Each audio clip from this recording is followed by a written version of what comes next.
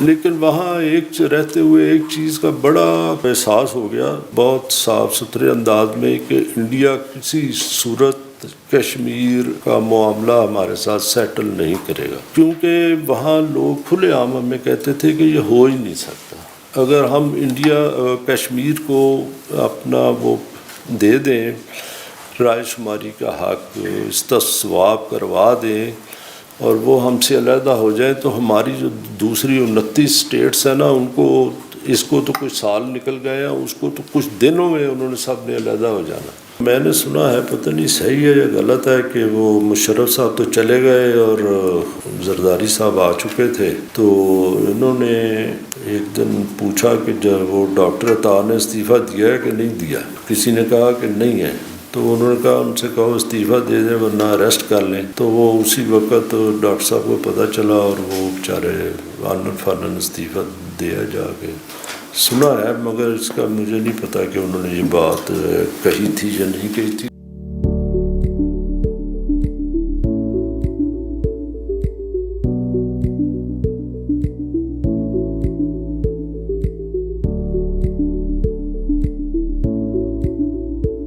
اسی دوران جو بڑا امپورٹنٹ واقعہ ہوا وہ یہ تھا کہ 1984 میں مسز گاندھی کا مرڈر ہو گیا۔ وہ ان کے سکھ گارڈ نے ان کو ان کے دو تھے نا، ایک ان کی ریزیڈنس تھی اور اس کی بیک کے اوپر ان کا ایک بنگلہ تھا جس میں وہ بیٹھ کے لوگوں کی عام دنیا کی درخواستیں سنا کرتی تھی۔ 1 گھنٹہ 2 گھنٹے وہ نکالتی تھیں اور عام لوگوں کی باتیں وہ ان کو لے کے اور کارروائی کرتی تھی ان کے اوپر۔ تو وہ اس گیٹ سے گزر رہی تھی تو وہ گیٹ کے اوپر جو گارڈ کھڑا تھا بیانت سنگھ، اس نے نا وہ اپنی کلیشنکوف کے ساتھ ان کو بس مارے اور وہ وہیں گر گئی، اٹھا کے لے کے ان کو ہاسپٹل میں گئے، لیکن وہ ان کی ڈیتھ ہو گئی اس کے بعد۔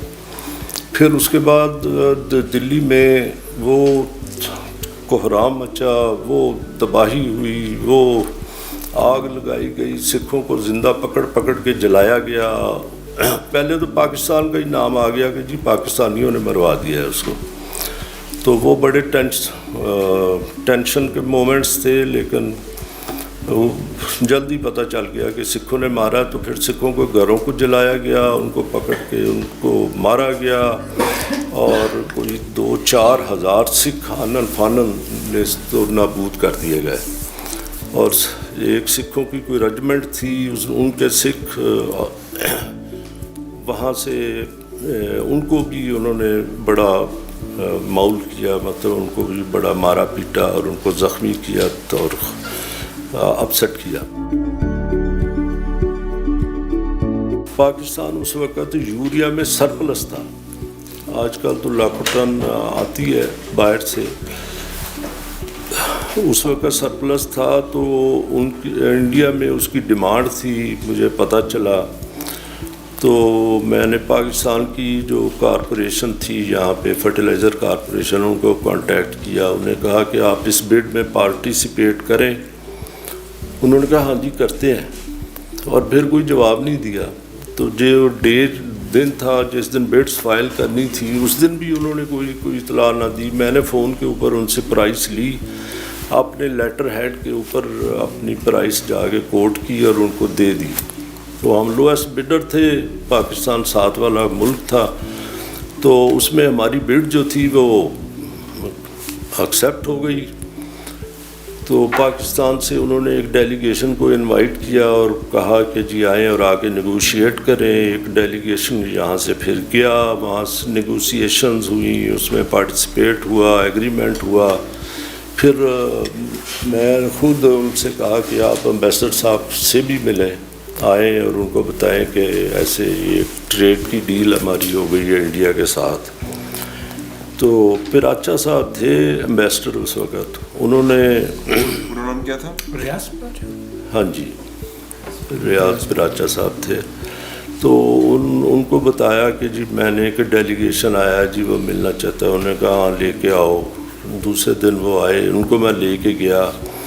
اس میں انہوں نے کہا صاحب سے کہ یہ جو آپ کا کمرشل افسر آیا ہے اس نے بڑی انٹرپرائز دکھائی ہے اور یہ ڈیل اسی نے ہمیں سیکیور کر کے دی ہے. ہم تو کوٹ بھی نہیں کر سکے تھے. ہم نے فون کے اوپر اس کو پرائز دی اور یہ پرائز ایکسیپٹ ہو گئی اور ہمیں 25,000 ٹن کا آرڈر مل گیا.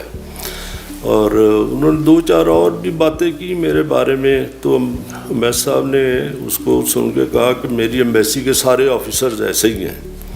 تو مجھے خطرہ ہو گیا. میں نے کہا کہ گڑبڑ ہو گئی ہے اس بات سے جو بات ہے. خیر ڈیلیگیشن چلا گیا. بعد میں امبیس صاحب کے پی اے کا فون آیا کہ آپ نے جانا نہیں ہے, اب امبیس صاحب آپ سے ملیں گے 4 بجے کے بعد. میں نے کہا چلیں جی. پھر اب میں گیا. بس پھر انہوں نے وہ دھواں دھار میری درگت بنائی اس کے اندر. الٹے آپ کے خلاف ہو گئے کہ آپ نے یہ کیوں کیا تھا؟ ہاں جی, وہ دراصل مجھے پتہ نہیں تھا اس وقت. میں تو اپنی دھن میں لگا ہوا تھا کہ ٹرانزیکشن میں مطلب کلنچ ہو جائے. وہ نام تو ان کا لگنا چاہیے تھا نا کہ انہوں نے کیا ہے یہ کام. ہاں, تو وہ اس میں کوئی آیا ہی نہیں ان کا ذکر اذکار. مسز گاندھی کا جب مرڈر ہوا تو اس میں بھی جنرل ضیاء صاحب وہاں آئے تھے اور امبیس صاحب اس وقت بدل گئے تھے اور ہمایوں خان وہ اب بن چکے ہوئے تھے ایمبیسڈر.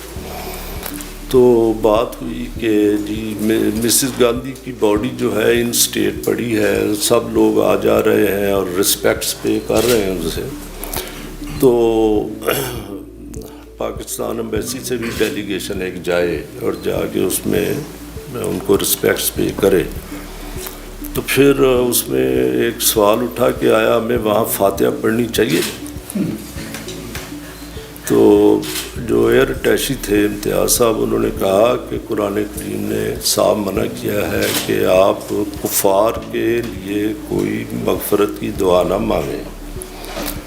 آپ 70 دفعہ بھی مانگیں گے نا تو ہم قبول کرنے والے نہیں ہیں, تو اس لیے ہمیں نہیں پڑھنی چاہیے. اب امبیس صاحب کہتے ہیں کہ یہ کیا بات ہے, اگر ہم فاتحہ پڑھیں اور ہمارے تعلقات انڈیا کے ساتھ اچھے ہو جائیں تو کیا ہے اس میں فاتحہ پڑھنے میں. اب اگلی باتیں تو آپ خود سوچ سکتے ہیں کہ اگر فاتحہ پڑھنے یا نہ پڑھنے سے حالات بن سکتے ہیں یا بگڑ سکتے ہیں تو ایک دوسری بات ہے. لیکن وہاں رہتے ہوئے ایک چیز کا بڑا مطلب احساس ہو گیا بہت صاف ستھرے انداز میں کہ انڈیا کسی صورت کشمیر کا معاملہ ہمارے ساتھ سیٹل نہیں کرے گا, کیونکہ وہاں لوگ کھلے عام ہمیں کہتے تھے کہ یہ ہو ہی نہیں سکتا. اگر ہم کشمیر کو اپنا وہ دے دیں, رائے شماری کا حق استصواب کروا دیں اور وہ ہم سے علیحدہ ہو جائیں تو ہماری جو دوسری 29 اسٹیٹس ہیں نا ان کو اس کو تو کچھ سال نکل گئے ہیں, اس کو تو کچھ دنوں میں انہوں نے سب نے علیحدہ ہو جانا. اس میں ایک مسئلہ اٹھ کھڑا ہوا کہ جی ایکسپورٹ جو ہے اس آپ 50,000 ٹن یہ ابھی ایگریمنٹ کر لیں. کوئی مسٹر رچی تھے ان کے آپ نے دینے ہیں اور ان کے ساتھ ایگریمنٹ کر لیں. تو رائس ایکسپورٹ کارپوریشن والوں نے کہا کہ جی یہ ہم ٹینڈر فلوٹ کرتے ہیں وہ اس کے اندر اپنا دے دیں, کیونکہ ہمارے پاس تو ابھی سارے 10-15 ہزار ٹن پڑے ہیں تو ہم 50,000 کا کیسے دے دیں. انہوں نے کہا کوئی بات نہیں, فصل آ رہی ہے آپ اس وقت دے دینا, اس میں اس کے اگینسٹ کر لیں. بہرحال ابھی آپ ایگریمنٹ کریں, اشتہار ہو گیا, پرائسز آ گئیں. ہائیسٹ کوئی پرائس آئی 124 اور حکم ہوا کہ جی رچی صاحب جو ہیں جنہوں نے $108 کے اوپر کوٹ کیا ہوا ہے اس کو دینا. تو انہوں نے کہا کہ جی ان کو تو کیسے دے سکتے ہیں, یہ تو سارا ڈاکومنٹڈ ہے اور یہ نہیں ہو سکتا. ہم بینظیر گورنمنٹ تھی کون سی تھی؟ ہاں جی, تو ان کو دینا ہے اور آپ بس کریں ان کے ساتھ ایگریمنٹ. تو وہ جی انہوں نے رائس کارپوریشن کے جو آفیسرز تھے انہوں نے کہا کیا ہم تو سیدھے سیدھے پکڑے جائیں گے کہ کیسے ہو گیا 120-22 آئی ہوئی ہے پرائس اور آپ نے 108 کے اوپر دے دیا. اچھا جی پھر کیا ہو؟ تو اس کے لیے کمیٹی بنائی گئی. کمیٹی کا مجھے چیئرمین بنایا گیا اور اس میں رائس ایکسپورٹ کارپوریشن کا ایک ڈائریکٹر اور ایک جنرل مینیجر ان کو شامل کیا گیا کہ راستہ نکالیں. ہم نے خیر وہ ان کو صاف کہہ دیا کہ راستہ شاستہ کوئی نہیں ہے, آپ نے دینا تو لکھ کے دے دیں, ایگریمنٹ ہو جائے گا پھر بیچ دیں, تو ورنہ پھر نیا ٹینڈر دیتے ہیں ان میں کہیں کہ اچھی پرائس دیں. بس وہ پھر انہوں نے کہا اچھا پرائس فلوٹ, پھر دوبارہ ٹینڈر دے دیں, پھر دے دیا ٹینڈر. اور اس کے جواب میں وہ جو رچی صاحب تھے وہ 108 سے 116 پہ چلے گئے اور 100 کہاں کے تھے رچی صاحب, کہاں کے تھے؟ سوئٹزرلینڈ کا. تو اور وہ جو تھا 120 والا 50,000 ٹن دیے, ہاں جی 50,000 ٹن کے لیے, اور جو 120 والا تھا وہ 140 پہ چلا گیا. اچھا تو انہوں نے کہا کہ اب کرو جی کرو. ایسٹ تیمور ایک اونلی کنٹری ہے جس میں کہ یو این نے اپنے کبھی گورنمنٹ خود اسٹیبلش کی ہے, ورنہ جو گورنمنٹ کی سپورٹ میں جاتے ہیں عام طور پہ تو یہ ان کی اپنی گورنمنٹ تھی. اور سینٹرل فسکل اتھارٹی میں بجٹ ڈویژن تھی اور اس کا مجھے ڈپٹی ہیڈ بجٹ ڈویژن کے طور کے اوپر وہاں اپوائنٹمنٹ ہوئی, اور ان کا P4C نا پروفیشنل 4 لیول میں اس میں تھا. تو ہم ایسٹ تیمور گئے اور ایسٹ تیمور اس وقت وہ ڈیواسٹیٹڈ تھا. وہاں پہ کچھ آن شور اتنی اکوموڈیشن بھی اویلیبل نہیں تھی کہ لوگ رہیں, تو 1 مہینہ تقریباً ہم نے وہ جہاز میں ہی گزارا, جو ان کا جو جہاز تھا. پھر بعد میں آہستہ کتنا رہے وہاں پر آپ؟ وہاں 1.5 سال. اچھا. تو وہ جب ہم شروع میں دلی جا رہے تھے تو ایک ہمارے دوست نے بات کی کہ کوئی ہمارے ساتھ جاننے والے ہیں پاکستان کے فارن مشن جو ہے افریقہ میں, تو وہ بندے بھوکے مرتے ہیں. تو میں نے کہا بھوکے کیسے مر سکتا ہے کوئی بندہ, اگر پیسے ہوں پاس تو بھوکا تو نہیں مر سکتا. تو وہ ہم نے دیکھا ایسٹ تیمور میں وہی چیز تھی, ہمیں ڈالر تو بہت ملتے تھے لیکن چیز ہی کوئی نہیں ہوتی تھی ملنے کھانے والی. چلیے میں امریکہ گیا تھا 98 میں, پورا کھانا 6 مہینے کے ساتھ لے گیا پکا پکایا. تو وہ 1.5 سال ہم نے نا وہاں پہ گزارا اور وہاں کے لوگوں کا طور اتوار دیکھے. ایک جگہ گوشت لگا نظر آیا نا, بڑا اچھا لگا, بڑا خوبصورت گوشت ہے, ادھر سے کوئی لے کے جائیں گے. تو پھر دوست نے الرٹ کیا کہ یہ بکرے کا گوشت نہیں ہے, یہ کتے کا گوشت ہے. اور کتا ان کے ہاں بس وہ کھاتے بھی ہیں, اور بڑا وہ اس کی نا تکریم بھی بڑی ہے کہ وہ اس کے نا خون کے اوپر بیٹھ کے جو قسم کھانی ہو تو کتے کا خون رکھتے ہیں پیالے میں اور اس کے اوپر قسم کھاتے ہیں. گائے ان کی بڑی خوبصورت ہوتی ہیں بڑی, لیکن وہ دودھ کم دیتی ہیں اور وہ اس کا دودھ پیتے بھی نہیں ہیں. اچھا. ہاں جی. اور وہ کہتے ہیں کہ ان کے نزدیک گائے کا دودھ پینے کا مطلب یہی ہے جیسے کہ کوئی بندہ پیشاب پی لے. کیوں؟ بس وہ ان کا کلچر ہے. وہ کہتے ہیں یہ اس کے بچے کا حق ہے وہ پیے. کسی سے دودھ پیتے نہیں پھر بھی مطلب؟ ہاں نہیں بالکل نہیں تھا ان کا کوئی. 1.5 سال آپ وہاں رہے. ہاں جی. اور دوسرے وہ ہر بندہ نا بغل میں ایک مرغا لے کے پھر رہا ہوتا تھا, بس وہ مرغے کی لڑائیاں کرانی, مرغے پالنے, اور جانور کو ذبح نہیں کرتے تھے بلکہ پکڑ کے ڈنڈے مار کے مار دیتے تھے اور پھر اس کے بعد کھال اتار کے اس کا گوشت کھاتے. جنرل ضیاء صاحب کے زمانے میں تو اسلامیات کا بہت زیادہ تھرس تھا.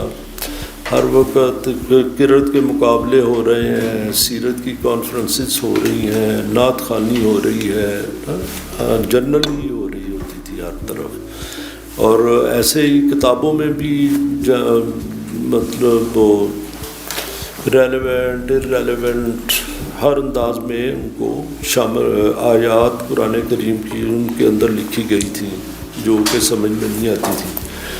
تو ان سب کو پھر فیصلہ ہوا کہ ان کو جو ہے نا وہ آہستہ آہستہ کر کے نکال دیا جائے نا. تو وہ ساری نکل گئی کہ یہ اسلام. اور دوسرے وہ ایک مدرسہ ریفارم کا ایک پروجیکٹ تھا. جس وقت میں پہنچا ادھر تھا تو اس میں 70 کروڑ روپے کی ایلوکیشن موجود تھی اور وہ یوز نہیں ہو رہی تھی. تو ہمارا پروجیکٹ ڈائریکٹر, میں نے اس سے پوچھا, میں نے کہا کہ آپ کیوں نہیں کر رہے ہیں, کیوں نہیں یہ پیسے ڈسبرس ہو رہے. تو وہ کہنے لگا کہ جی ہم لوگوں کو اپروچ کرتے ہیں مدرسے والوں کو, وہ کہتے ہیں کہ یہ حرام کا پیسہ ہے اور ہم نے نہیں لینا.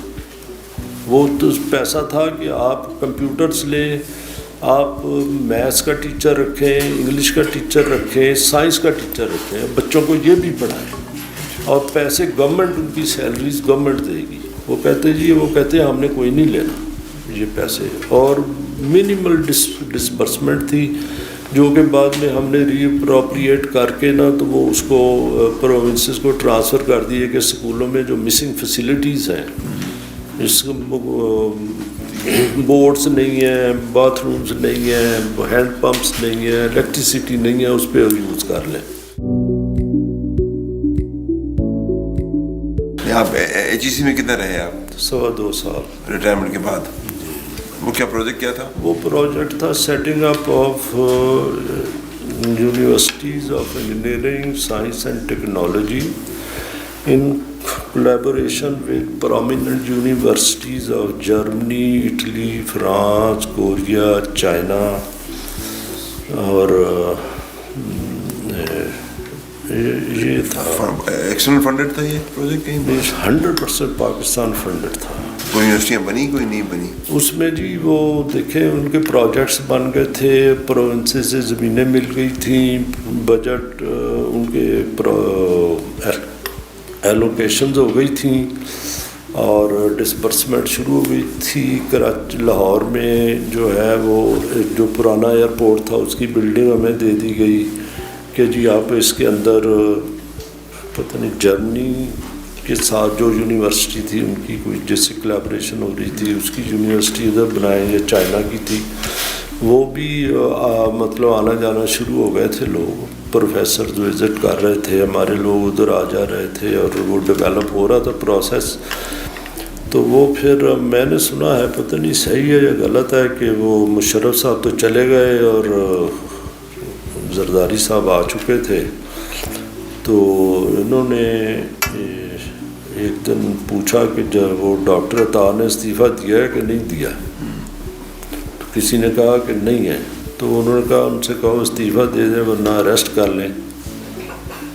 تو وہ اسی وقت ڈاکٹر صاحب کو پتہ چلا اور وہ بیچارے آنن فانن استعفیٰ دیا جا کے.